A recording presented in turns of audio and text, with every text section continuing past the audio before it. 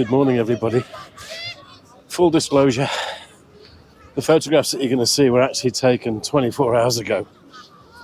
And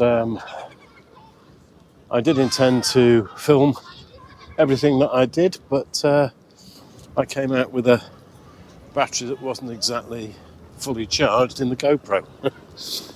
So you join me here outside our main railway terminus in Liverpool city centre. That's Lime Street Station behind me.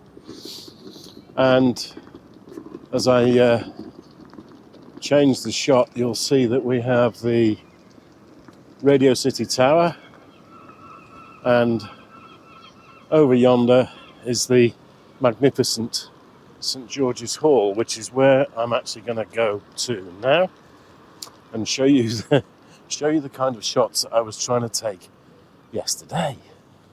In the shade of St George's Hall is a good place for me to take a seat and show you what I've been playing with. So I came out yesterday with this combination. That's the EM1 Mark I with the battery grip attached. Now, I don't often use this. I will if I'm using it with a long tele lens, because it's really convenient shooting vertical images, especially with a long tele. But under normal circumstances, I don't use it. However, this adapter, you can and need, in fact, to rotate it. And it's pretty darn stiff. And so if I'm shooting in vertical and I need to rotate the adapter, it gives me a much firmer hold, and it's easier to actually rotate the lens. Now, I've got a story to tell you about this, which I'll come on to in a moment or two. But basically, this adapter tilts. Let me show you what it looks like when it's tilted. Hopefully, you can see that although the camera is, well, hopefully horizontal, the lens is tilted to one side. And because it's on a rotating mount,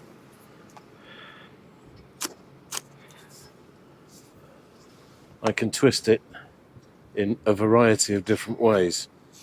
And what that does is to shift the plane of focus. Now, when I came down here yesterday, very similar conditions. We had a little bit more standing water in the puddles, which I'll show you some images of. But apart from that, even the temperature is pretty close. I like the way the light is reflecting off these puddles on the sandstone here. They're much smaller than they were yesterday, but you'll see the sort of results that I managed to get. I was very curious as to the amount of colour that was being generated in the highlights. And how could I pass by one of these street lights with the sun glinting off it? You'll see a before and after shot of this, both with the adapter square on and one with it angled. Now, as we walk around the side of St George's Hall, I'll talk a little bit about camera movement, because that's basically what this little adapter enables me to do in a very, very basic way. But camera movements can be incredibly useful, and if any of you have used a large format camera, film camera that is, probably most likely a monorail like this. I've got an image of an old MPP that I used to have to use at work. For any of you that have used a monorail, the amount of camera movements available is quite mind-blowing. And unless you keep the film board and lens board completely perfectly vertical and square to each other, you are going to get distortion in your images. And the problem is, well, the problem with that old MPP was the fact that it was, 30 years old and had been already very heavily used by the time I got to take shots with it. And the standards, those metal frames that hold the film and lens board in place, were really quite worn. So you could never be 100% certain that the whole thing was set up square. But that's a 5x4 monorail camera gives you ultimate control over tilt, so you can tilt either in a vertical plane or horizontal plane, both your lens and film board. And then they can also, they're also on risers, so you can raise or lower both of those boards again, film and lens. And it gives you a huge choice. And for those of you that have ever wondered, you may have seen photographs in the past where the camera has been placed in front of a mirror and yet you can't see the camera itself. That's how you do it, by offsetting the lens and film, and like magic, the camera disappears. But of course this little adapter is incredibly basic. I'm just going to take you through to the second location where I went to and show you the kind of issues I had there. Well, here we are. This is the Central Library here in Liverpool, that building there with the sign, massive sign saying library at the top. That's a bit of a giveaway. And right next door is the Picton reading rooms and the Picton lecture hall, which in itself is a fabulous building. If I can, I will take you inside there just to give you a quick video glimpse as to what it looks like. But this globe here took my eye yesterday, and I did a few shots from square on here, more or less, with the gate in the background behind the globe there.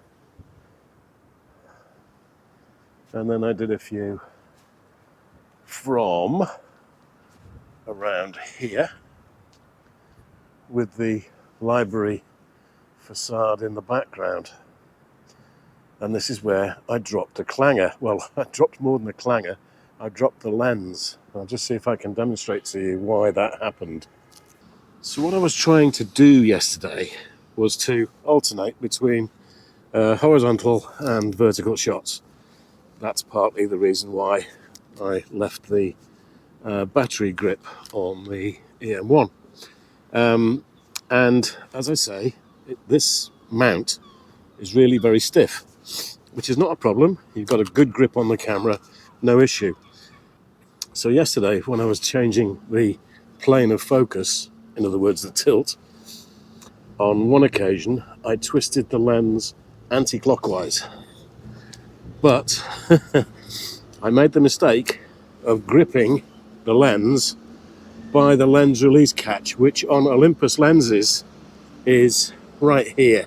I'll put a still up so you can see what I'm talking about. And instead of turning the mount, I released the lens. And it fell off onto the floor. And I've given it a ding in the filter mount. Not the end of the world. Annoying, but there you go. You live and learn. And just for the heck of it, I took some shots of these lovely old lamp brackets, which I think is a feature of the area around St George's Hall. Picton Hall and Library. Let's take you inside for a quick look. I'll have to be careful how I do this because they may not be too happy about me filming.